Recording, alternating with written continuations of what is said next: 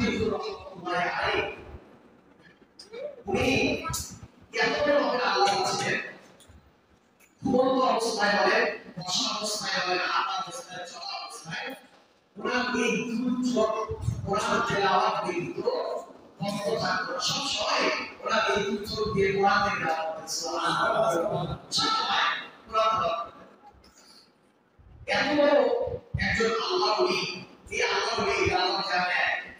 যখন বুখারীর দর্শ দিতেন ছাত্রদের কাতারে গিয়ে উঠে পিছনে বসে জিজ্ঞাসা করা হতো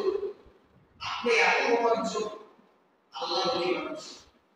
আপনি পিছনে বসছেন আমার সামনে বসছেন কেন পিছনে বসে আপনার সামনে বসে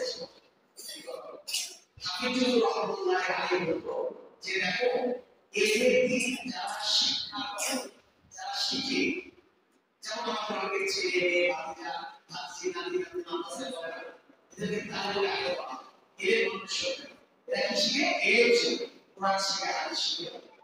তো এদের ব্যাপারে আল্লাহ রাসূল বলেছেন যে পায়ের নিচে ফেরেশতাদের পৌঁছে তো ওই রাসূল বলেছেন যে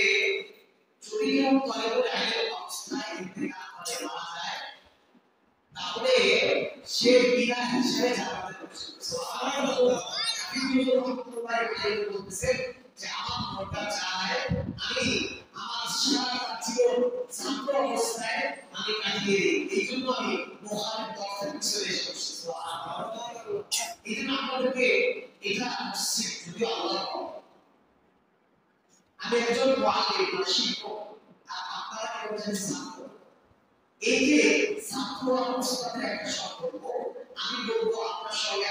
আমার পরে আপনারা বলবেন আমার সঙ্গে আপনারা বলবেন এটার মাধ্যমে আপনাদের মধ্যে একটা দিনের মোজাকারা হয়ে যায় কেমন জানি যখন আমি বয়ান করবো আপনারা বলবেন কথা উত্তর দিবেন আমার সঙ্গে সঙ্গে প্রশ্ন করবেন কেমন জানি আপনারা তৈরি আগে খাতার মধ্যে আপনাদের নাম করতে এই যে মানা করতে তারা সবাই মোহাম্মদ ইনশাআল্লাহ আল্লাহ রাসূল সাল্লাল্লাহু আলাইহি ওয়াসাল্লামের জিন্দেগি দুই ভাগে ভাগ করা একটা হচ্ছে সিরাত